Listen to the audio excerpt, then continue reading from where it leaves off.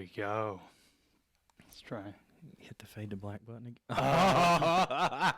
It's worth it. Listen, Look all the out. money was worth it just for that one button right there. Look out. Cool. All right. So episode 3, we're talking about coffee. What do you got? The juice of life. So today I'm drinking a Ethiopian blend that is from Blanchard's, which is Virginia based. So. Cool. I'm Which is one of drinking my favorites. water right now. I Well- honestly haven't even had my coffee. And this is what so one of the things that I'm excited about in this version of a conversation about coffee is that I'm not, there's a very real type of a coffee person.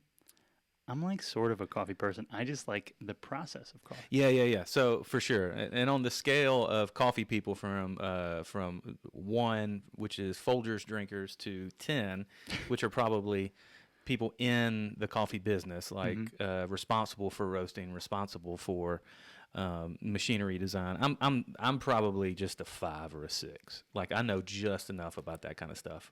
I like the process. I like the equipment. I like the tools, and I like learning how to use them. If on that scale, if you're a 5, I'm like a 2.5, 2.3. Listen, there's nothing wrong with instant coffee. There's a guy If you need to go to the bathroom. There's a guy that I follow is a hammock backpacker. A hammock. Yeah, do you know Shug? Oh yeah. his thing Him is- and his brother, right? Yeah, That dude, well, yeah.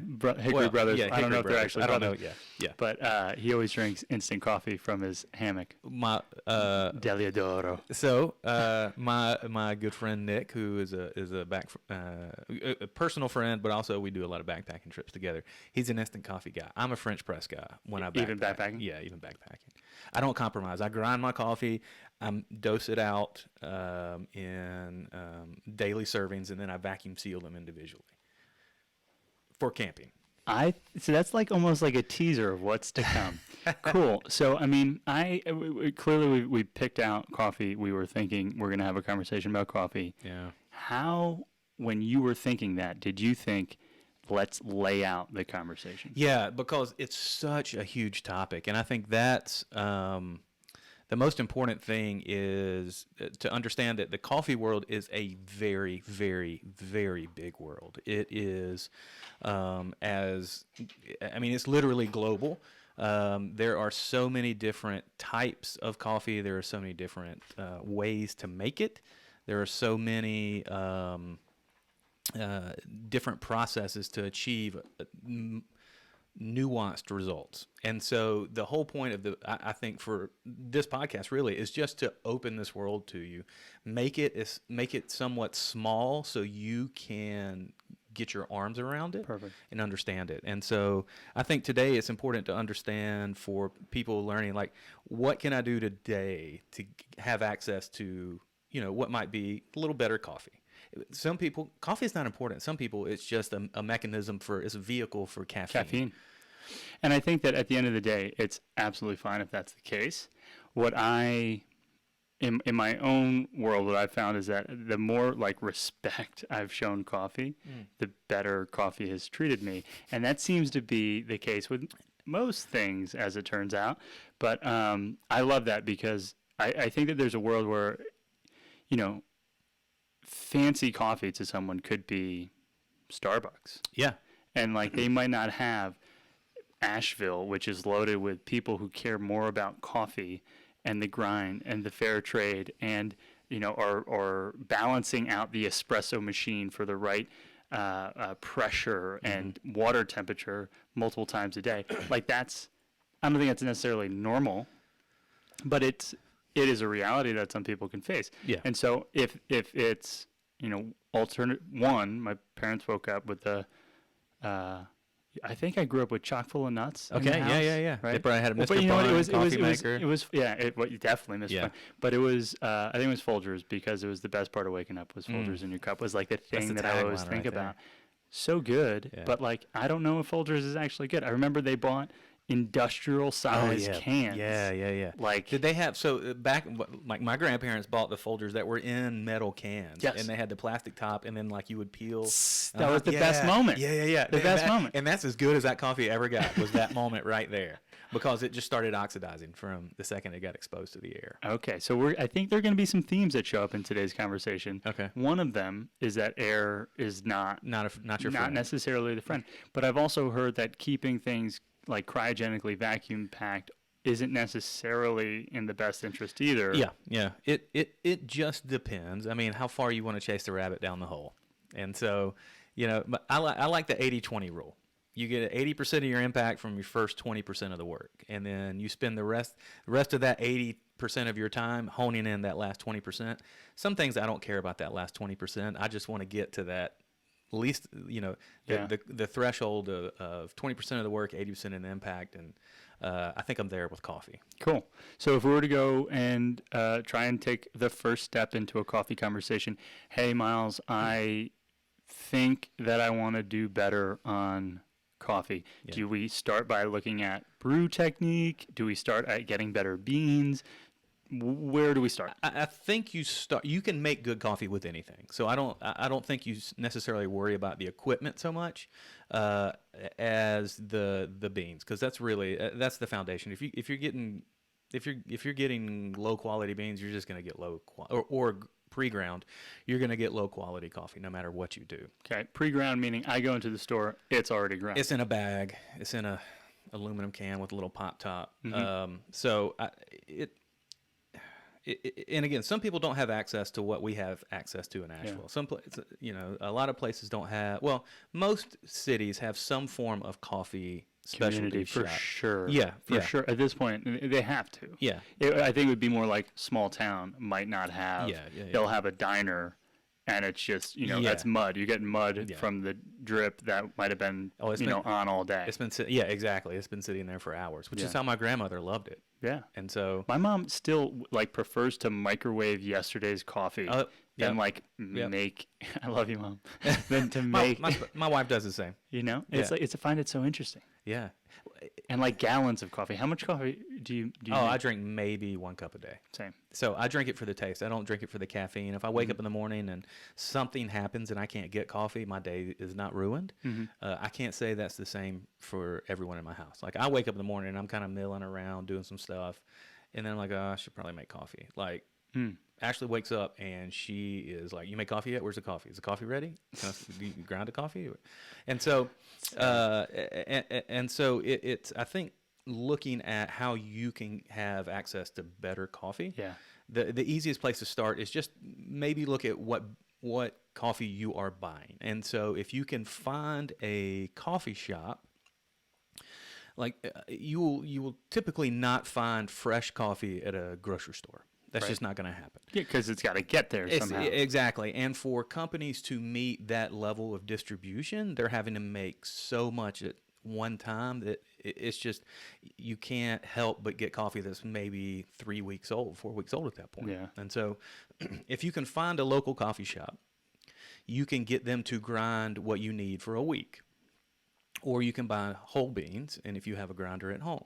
And so if you end up with that, that'll give you the freshest bean you can get. Because when coffee is roasted, when it's green, it can be stored, shipped for long periods of time, and it doesn't really affect quality of taste so much.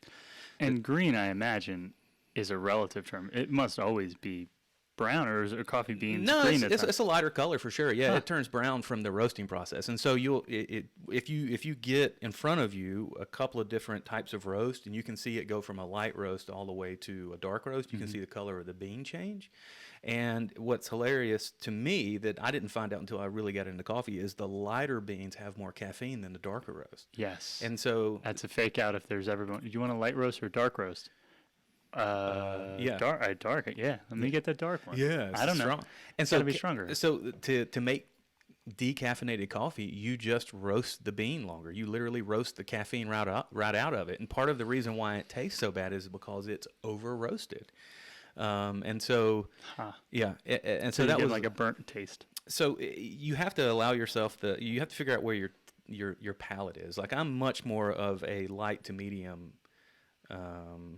roast kind of guy, and so some people like it a little bolder, a little stronger, a little maybe a little oilier, and start with a good just medium blend. Don't get like the dark roast, don't get the French roast, don't get a breakfast blend. Just talk to the person behind the counter and ask them, hey, I'm thinking about, like, I just want to get a pound. Yeah. And so assuming a pound is about a week's worth, and you would want whole beans that have been recently roasted. Yeah. And now, I mean, all of a sudden geography comes into play. So like global geography comes into play. And there are I don't understand, like there are beans from all over the world, and some people can make sense of what the location of the bean might mean to the, I guess, taste and flavor profile and style that you're going to expect. But I don't know if anyone can actually, or if I will ever get to a point where I can make sense of it on the fly. Well, so that's the 80-20. And so the 80-20 is like by the time you get to that point, you end up knowing essentially too much. You've got like a PhD in coffee, and nobody really needs that in your day-to-day life. So you just have to understand that, yes, some regions have different flavor profiles, but they're all generally pretty close to the same. Like by the time you get to understand the difference between an Ethiopian coffee to a Mexican coffee to a Nicaraguan coffee to, whatever, you get to that point and you kind of find out real quick, like, okay, I mean, I might be a little too deep into this world, but you're experienced at that point to be able to taste the flavor. Is there like a crosshair of flavor? One of the ways that I think people normally talk about is like floral versus nutty. Yeah. So in the large scheme of things, and one of the easiest way to break it down for some people, for people who are into beers, wines, bourbons, anything like that, the same flavor profiles that you have for that are pretty similar to coffee. Like you can have some fruity notes, you can have nutty notes, chocolatey notes, and so to get that flavor, to get that like such nuance, you really do have to be very, very precise about how you make your coffee, and so that is probably the second most important part of the equation, which is your equipment. And if you have some basic, it's kind of the relationship between equipment and process. So if you understand what needs to happen, you can make a piece of equipment that's maybe not necessarily so fancy perform at a pretty high level. Yeah. So I will say unequivocally, what you need is a good coffee grinder. If you're gonna be long term in the coffee game or want to experience coffee, you need a very good burr grinder. That being said, you don't have to spend hundreds of dollars to get one. All right, so let's step up for a second, and then let's come back into burr grinders, because that was a revelation for me. It'll change your life. Game changer. Yeah. And so what I heard you say was that there are certain things that they're never not a part of the equation. One is the bean. You can go as deep as you want down the rabbit hole on beans. Maybe one day we'll have someone on who can take us down that rabbit hole. Somebody would need to, yeah. But beans are going to be important. And we talked about some of the ways that beans are important. Freshness. We're hinting towards grind. Yep. But brewing coffee at its core is ground beans, typically, right? Or of varying textures, coarse to fine, and then just water. Hot water. Hot water. Yeah. And so all of the different versions of making coffee evolve around the quality of the water that you're using and the temperature, I suspect. Yep. And then how you take the bean and grind it. And so if we've already solved for go to the local coffee place, get beans that have been just roasted, you can then either ask them to grind it for you, because that will make a world of a difference. Yep. Based on the brewing technique that you have access to. Yeah. So the different ways you want to make coffee have different grinds, and so to oversimplify it, you basically have your press style coffees, which are French press, AeroPress. I'm going to lump espresso into that just because it has to do with pressure. Then you have your kind of drip / pour over, and those are your coffees that most people make at home every day. So that's your Mr. Coffee. That's just the easiest way, really. It's the most convenient way to make a volume of coffee. And so one of the things you do have to kind of balance is, do you want to make 1 cup or you want to make 12? You can do a percolator style, and then you can do your pour over, which is like 1 cup, and is basically a manual way of doing a drip. And you can, but because you control the water temperature, the water flow, and how the beans interact with the air, you can really tease out. So what ends up happening is you start at drip and you work your way to pour over. It's kind of, if you drink coffee long enough and you want to get to that level, you end up at pour over. I think my absolute favorite cups of coffee have come from friends who care enough to do a really thoughtful pour over experience. I think that the brew time and cleanup has been prohibitive for me and I know that a pour over, all things considered, is one of the cleaner ways to make a cup of coffee, because typically you'll use like a disposable filter or potentially a reusable filter if you fancy like that. Yeah. But I'm with you. Disposable is not that. I mean, some people prefer paper over. They say they You can taste the metal. Mm-hmm. Yeah, and then you also with the paper. I mean, it's compostable. Most of them. So like, there are bigger sins in our world. And you look at like coffee being, it's an agricultural endeavor, global one, and so it has real environmental impacts. And so so one of the benefits of buying usually from smaller roasters or smaller providers is that they are typically themselves buying from smaller farms that are family owned, generationally owned, and so that's kind of cool. But again, you kind of have to look at it and say, all right, what's my coffee goal? Am I drinking 5 cups of coffee a day, and I just need to make a high quality pot of coffee, or do I want 1 cup of coffee that is the best cup of coffee I can make? And how much time do you want to invest in that? And so and you kind of have to discover that, and from a range of, you can get a 30 cup percolator, you can get a 12 cup. When I say cup, that can vary from anywhere from 4 to 6 ounces as a cup of coffee. And so you just really need to decide what it is you're looking for. And what I'd say at this point in my life where I'm at is that I don't ever want to return to a world where I'm having more than potentially 2 servings of coffee a day. Yeah. And my serving is, I would call it at most 6 ounces. We just got an espresso machine for the office. Yep. And so that's like 2 ounces. Yeah. But it's, it's a caffeine limiter for me.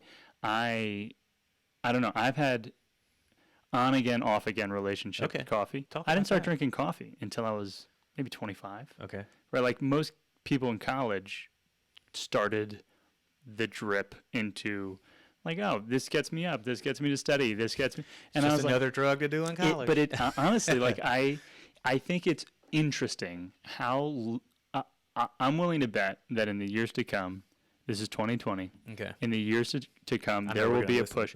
There will be a push against coffee. I think that it is the most like openly used and abused drug that society has normalized. And your point about like the global scale of the operation, it is gigantic.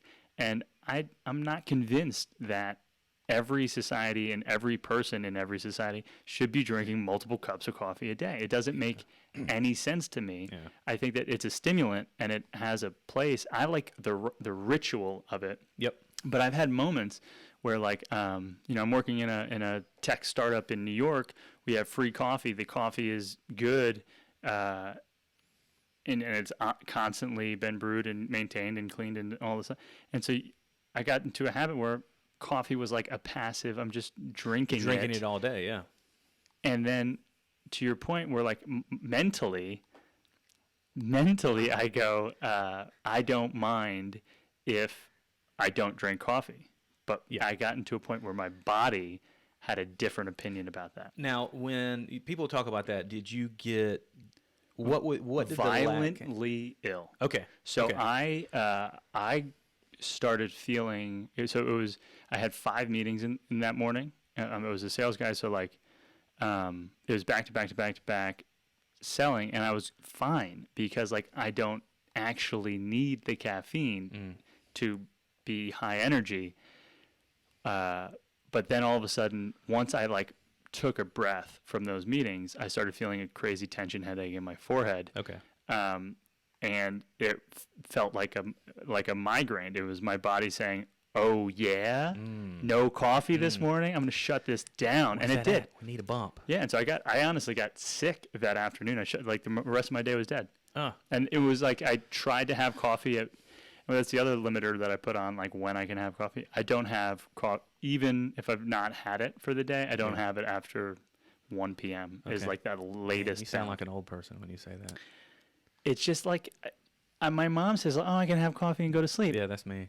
And I get that might be true, but it doesn't mean that the effect of coffee isn't happening in your body while you're sleeping. I might wake up at 2 a.m. sweating to death and ready to go run a half marathon, but yeah, and so I'm like, cool that you can like shut your eyes, but like my heart keeps racing, and so I try to like limit it. But that day was. The day before that day was the last day that I had more than 2 cups of coffee. The day before that day was the last day that I had coffee after 2 p.m. Yeah. And I've been trying to pull it earlier and earlier, and I typically will just have 1 cup of coffee a day. And my brew technique, until we moved into this office, and for Sarah's birthday I got an espresso machine, was AeroPress. AeroPress is a solid one. AeroPress. I mean, that's a manual version of an espresso machine, basically.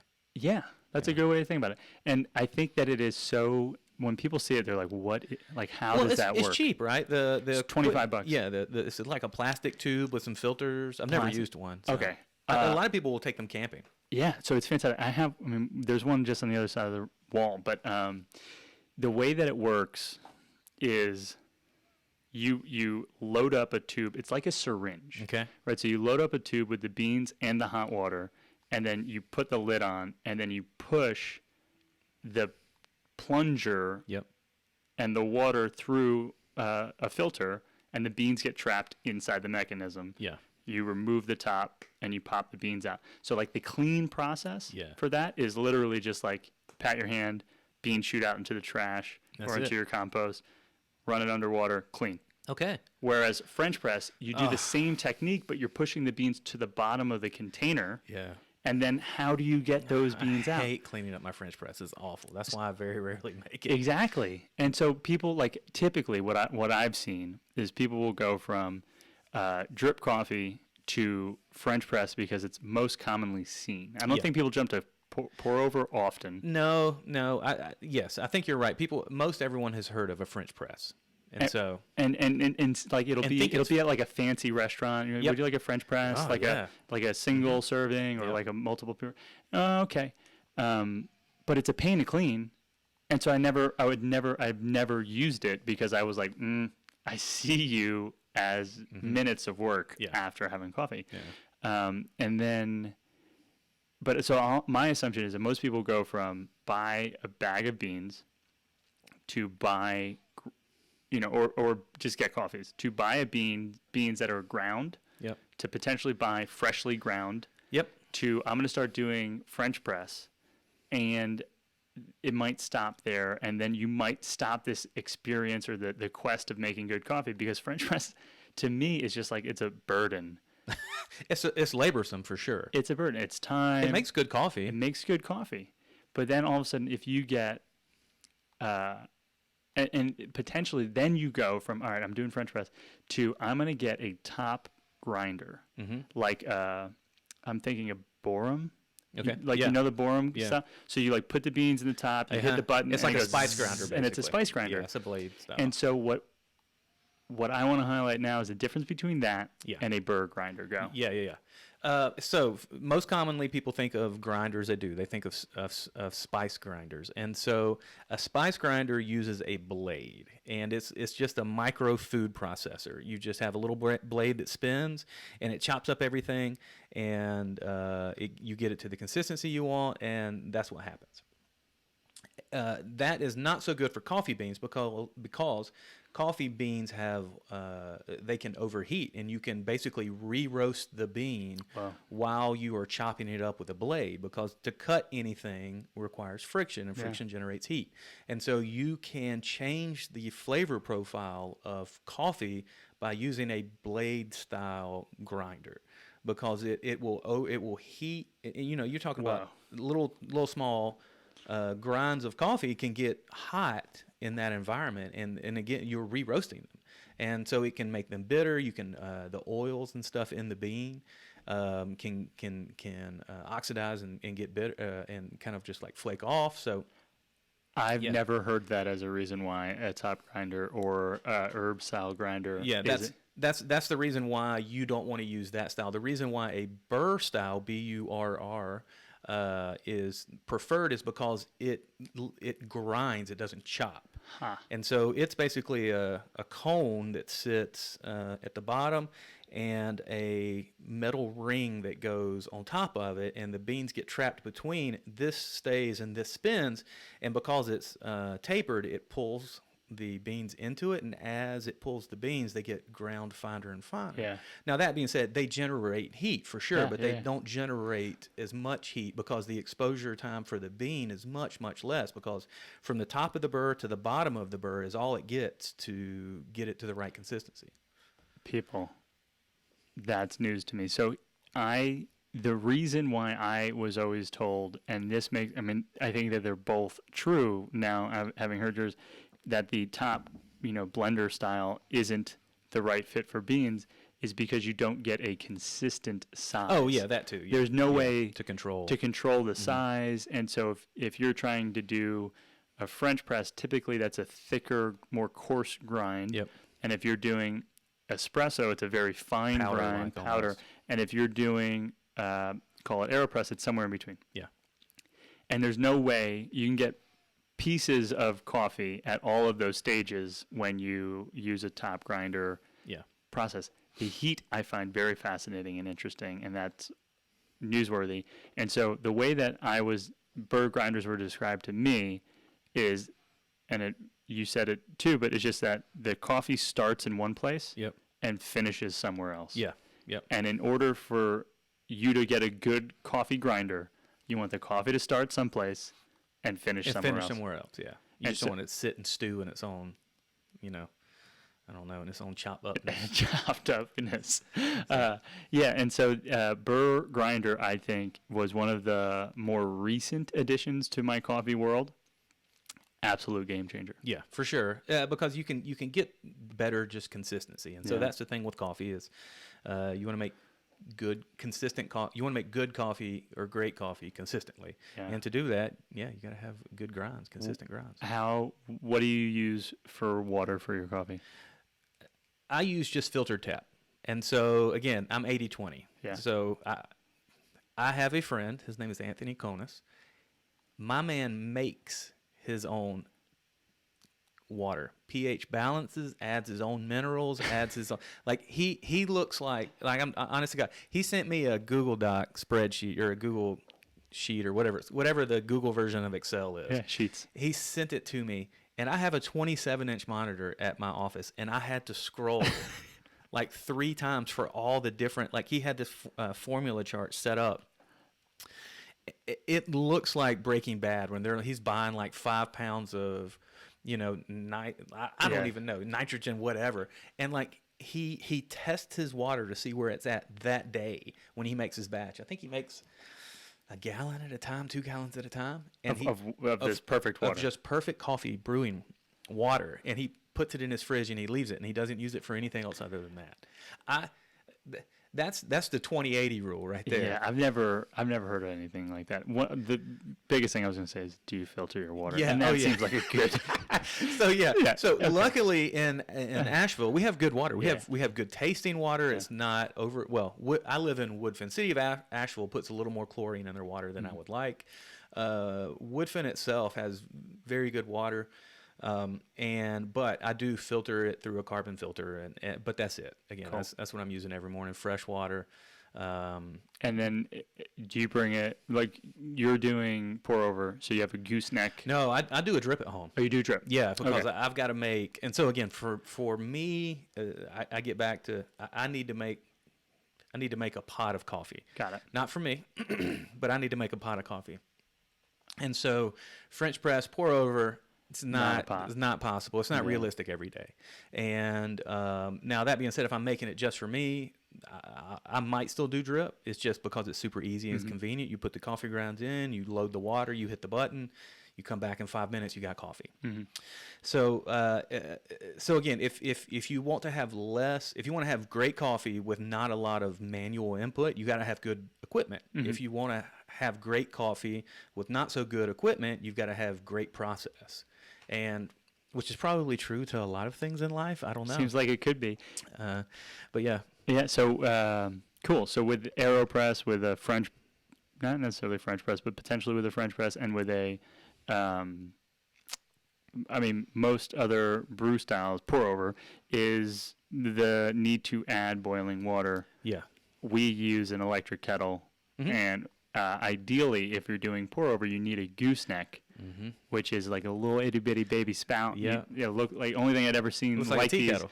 is tea kettle, Yeah. something But I guess so. exaggerated. Yeah, like here's my handle, here's my spout, Yeah, right? yeah, It's got the curve up exaggerated. like that, yeah. Was my grandmother's plant waterer yeah. from when I was a kid. Yeah. So giant gooseneck. And that allows you to be precise and drop just water exactly where you want it. Electric kettles get you to dial in the temp to exactly where you want it.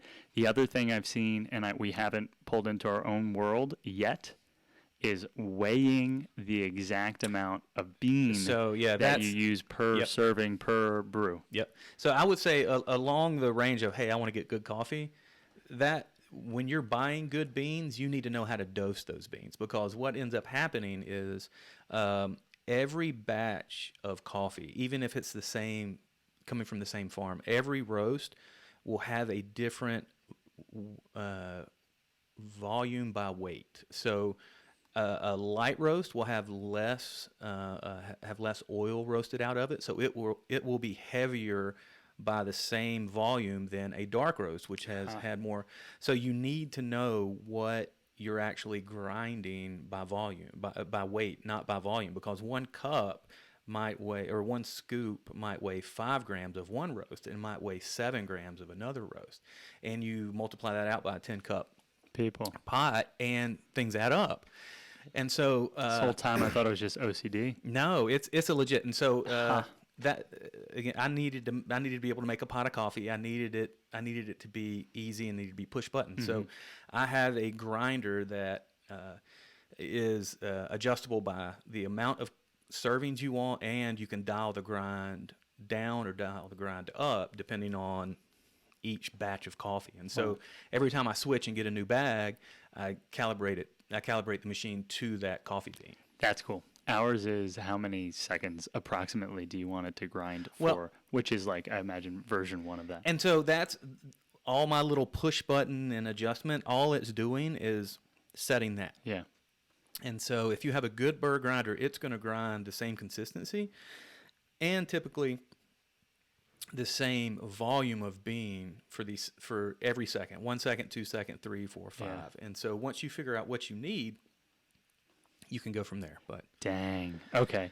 What else am I thinking? So we have water and gooseneck. We have filtered water with just a little carbon filter. Makes a lot of sense. We have, and you got to get the other thing about water that's important is the temperature of the water. And so you want to start with cool, filtered, fresh water. You don't want it to have sat around and gotten stale. And because everyone knows, if you grabbed a cup of coffee or a cup of water that's been sitting on a desk for a couple of hours, it tastes different than it does when it comes, out of a bottle service or from the tap. And so what is important to take that cool, fresh water and get it to the proper temperature. And so that really, when you look at machines, the really expensive, nice machines hit that temperature every time. And the really cheap coffee, just your, $30 pot from Walmart or Target, they just get it hot. Yeah. And Just so some coils getting hot. yeah, and so one of the things you can do, and that was taught to me again, is as long my evolution of drinking coffee was, okay, I bought better pre-ground coffee. I measured it, and I was using my same drip coffee, my same drip maker, and the guy behind the counter helping me was like, hey, run a pot of water first. So just put the water in there, run it through, no coffee, get it preheated, dump it back into your cheap pot, your cheap drip, and then brew it, because now the water is preheated it's fresh, but it's preheated, and it doesn't really do anything by preheating the water. Now the machine can get it to that temperature more consistently. And you can because the whole point of getting hot water to coffee grinds is you get it to bloom. And so when the hot water hits it, all these gases and all these things come out, and that's where all the different aromas come from. So, if you have a pour over, if you have some type of way of seeing coffee, you can have your first bloom. Like if it's super fresh ground coffee, you put it in there and you get hot water and you saturate those beans, it will have a foam that looks like it's kind of like a brownie mix almost. It's kind of like thick and crunchy and crusty. And then it will go down, and that's all the gases in the bean being released and helping get the aroma going, and then you start. So that's pretty wild. I think water temperature is also important. And again, it's 80-20. You have to pick your battles. If you want to, don't try to figure everything out on the same day. Boiling is not the goal. No, you want it just under, like you want it to bring it to a boil and then let it cool down for about 30-45 seconds to a minute at most, and that's the perfect temperature. Yeah, I've seen some enthusiasts who will do and also by brew technique, right? And so we use primarily AeroPress at home, and so I would Google AeroPress World Championships, right? Like they have World Championships of brewing AeroPress. And amazed to find out that most of the world champs are brewing at 175, 183, which is, pretty substantial difference from 211, which is boiling. And so water temperature matters, water quality matters, bean matters, grind matters. Oh, those guys for sure are bringing in their own water. And with the scale, it was amazing. And so then here's my next question. Yeah. How do you take your coffee? Strong. No. Yeah. Just black. Black. I drink it regular. Yeah. Have you ever added things to your coffee? Yeah, I started.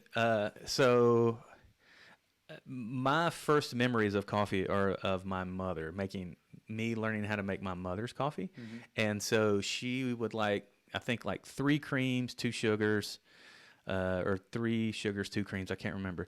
You knew it was right when it didn't taste like coffee anymore.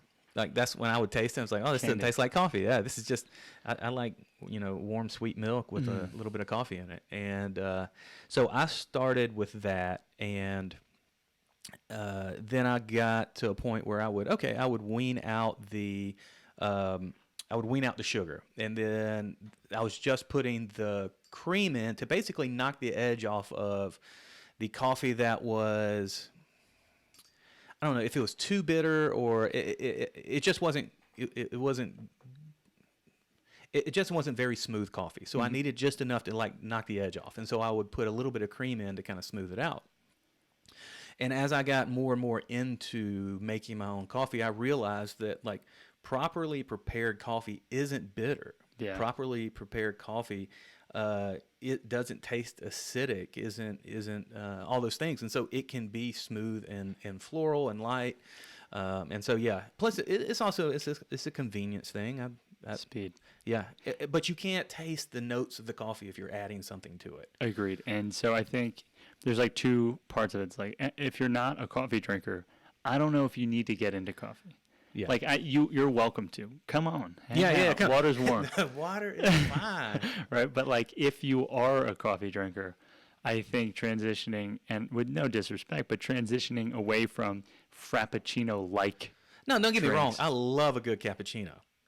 I will drink a well-made cappuccino. Yeah. It's amazing. But I'm attempting to throw shade at the sugar version. Oh, those. Yeah, I don't of even. that. I wouldn't. Okay, yeah. Right. So like give me 3 pumps of vanilla. Yeah, I don't know about that. Sugar. Yeah. Give me, right? Because that's not coffee. That's just That's a milkshake. That's a milkshake, and it's Yeah. caffeine. It's caffeine, and it's calories, and Yeah. it's sugar. Right. A lot of calories. It's a lot of and so like those two things, you're not doing any. You're not a good. coffee drinker. You're not. You're not a coffee. And not necessarily shading you, shading the industry, Yeah. right? Which went about growing the base, the audience, in a way that like you could have been educating them, or like Yeah. making the product Yeah. better, or Yeah, like yeah. welcoming. Starbucks doesn't care about you knowing about coffee. They care about you buying Coffee. Exactly. And I think that's the difference.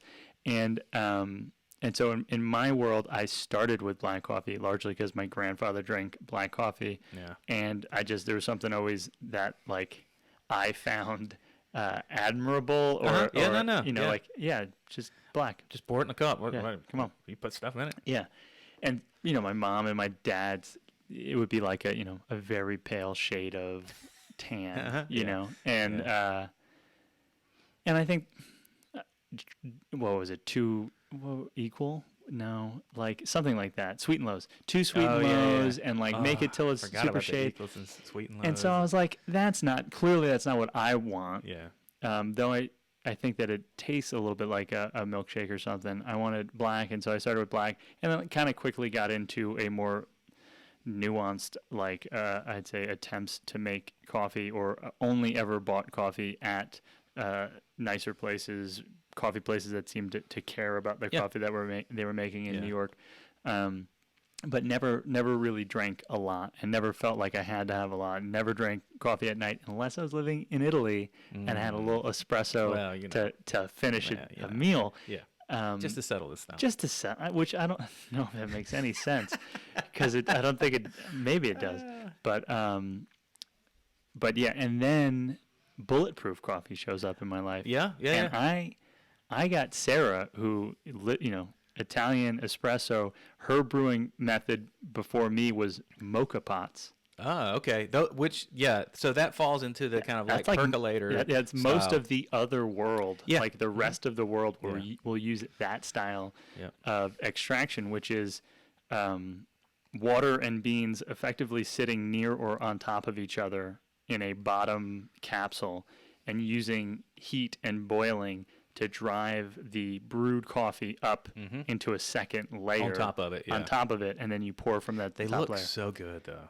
They're gorgeous. They're and some of that Bioletti, the Italian iconic mocha pot. Is that the one with the faceted edges? Yeah. Oh my god, gorgeous! One of like the finest, built consumer products. Links below.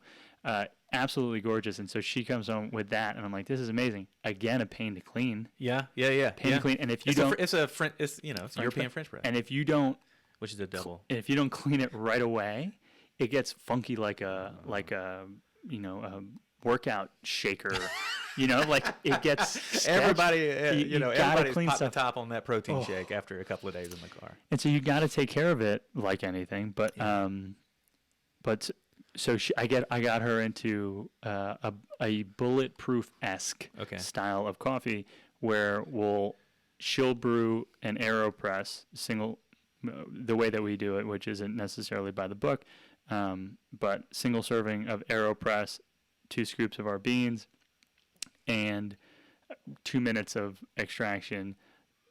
Press it, take that, add a less than a teaspoon of coconut oil, and then she uses a pinch of salt. Yeah. Did you ever put butter?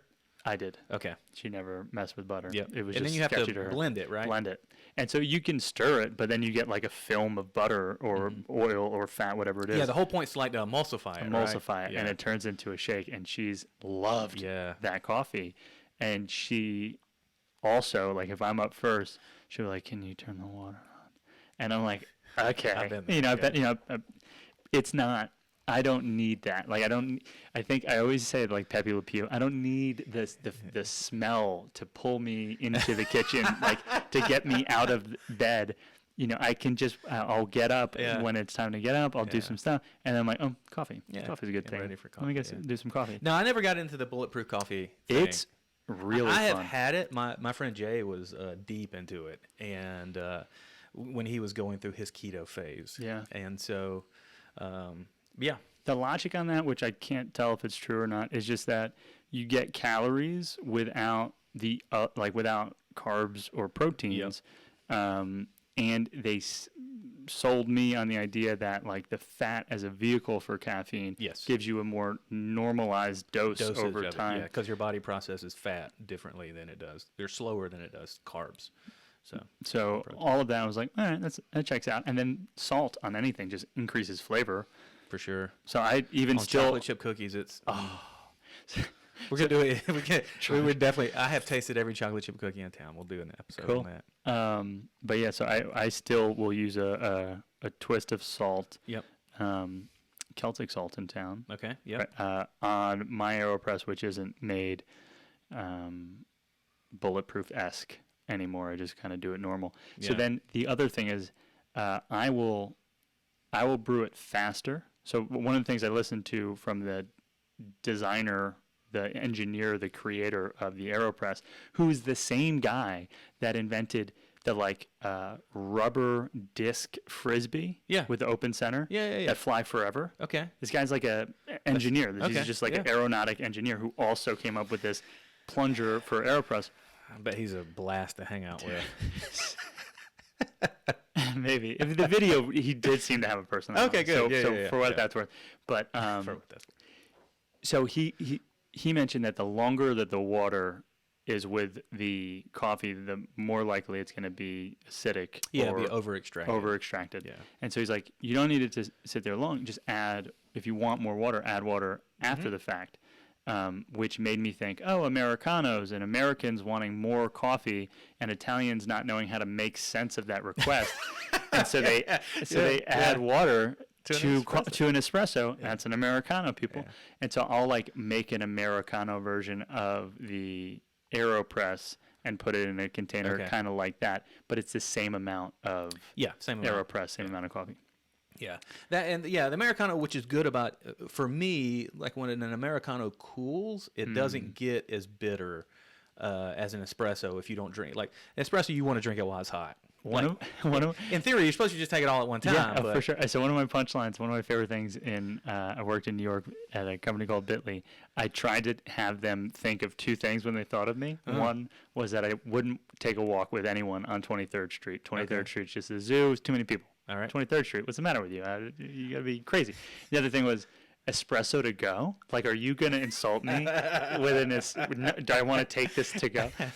Which in a paper cup. Yeah, in a paper. Get out of here. Give me the ceramic. I need the pre-warmed ceramic. Yeah. So espresso to go is a do not pass go. No, That's thank fine. you. I will stay here for the duration of my drinking experience. For seconds, it takes to drink an espresso. And that's the other. So I got a buddy.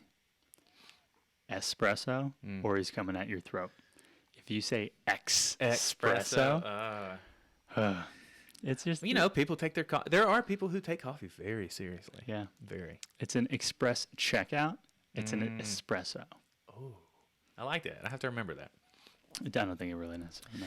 But I think I've never gotten into espresso and espresso drinks outside of cappuccinos. I do like a good cappuccino, and I don't know why. We got to get some milk in the office. Right now, we're only pulling espressos. Well, so I will say, all right, if you want to be as bougie as you possibly could ever be, and you at the same time want to look like you know what you're doing in the coffee world, and also have a decent amount of money to spend on a piece of equipment, there are machines. My favorite brand being Jura, Jura. They are all-in-one machines, and they are push-button. The newer ones are colorized LCD screens. Wow.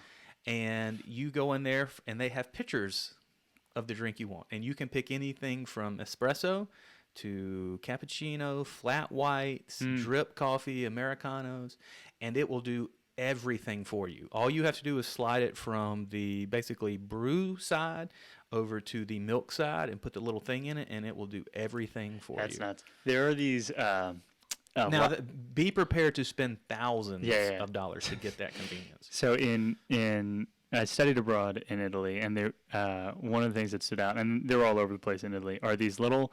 They look like, I don't know, like today versions of it. It would be like a food vending machine, but smaller, almost like a cigarette, like a, you know what I mean? Like it was narrow, the biggest version of a water filter system. Okay. But like totally closed in, and you would put in 35 euro cents, 25, I don't know.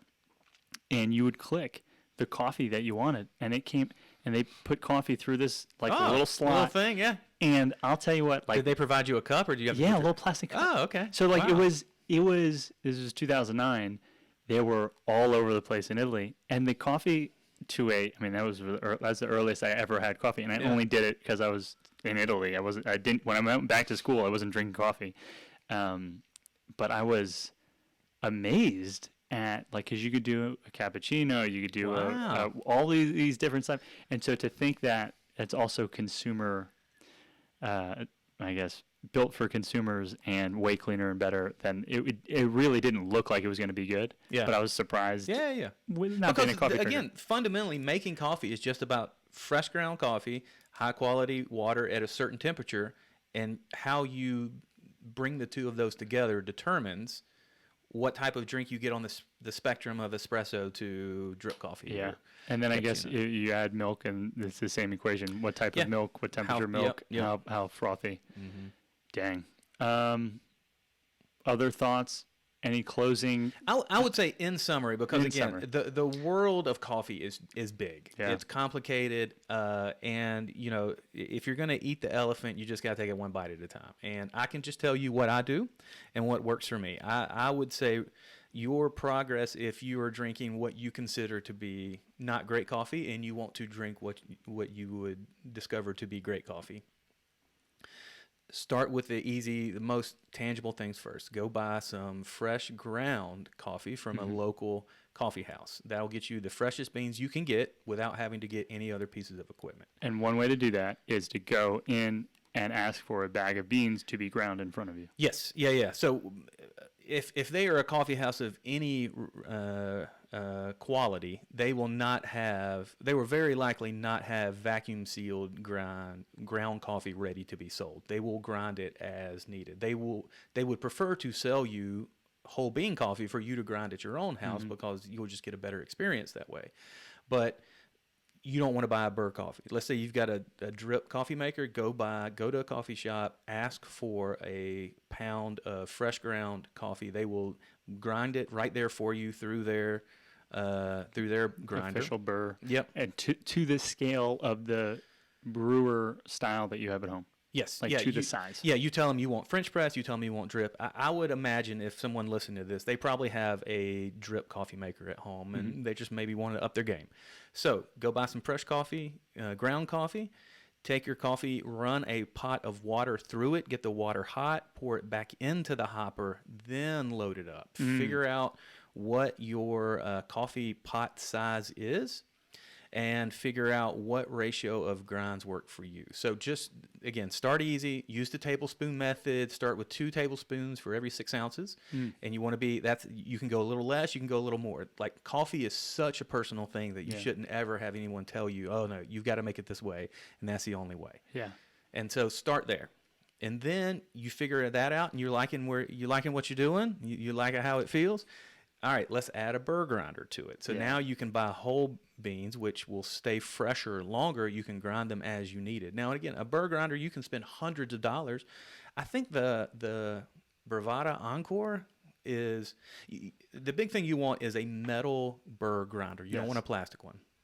But the Encore is kind of like the lowest tier commercial grade that will work for residential. And I think those are like maybe $100. We'll have links to the 1 mile Miles uses and the one that Sarah and I Yeah, use. I think I spent $125 on a good version. That's about the sweet of spot. a home. Yep. And I spent a lot of time like on every single review site, and it's overwhelming. It's overwhelming. So again, start at so you make a good drip, get a good burr grinder. Okay, let's up the game. Maybe get a little bit better of a drip. And so I think start there, see where it goes. By that point, you'll have a pretty good idea of what you like and what you don't. And some people might just be happy there, and that might be everything they want to do. If you're curious after you get to that point, then let's start looking at pour overs, and that's a whole different world. Yeah.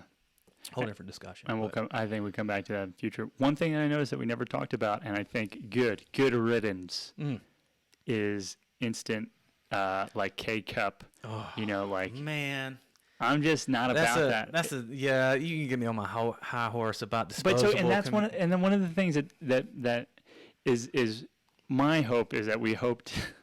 TBD how this ends up sounding to people who aren't us, but like I want to be enthusiastic and point towards a future state and like the exciting process of learning and discovery without being exclusive to someone who's doing something that we might say, hey, dear friend, there's better options. Have you thought considered?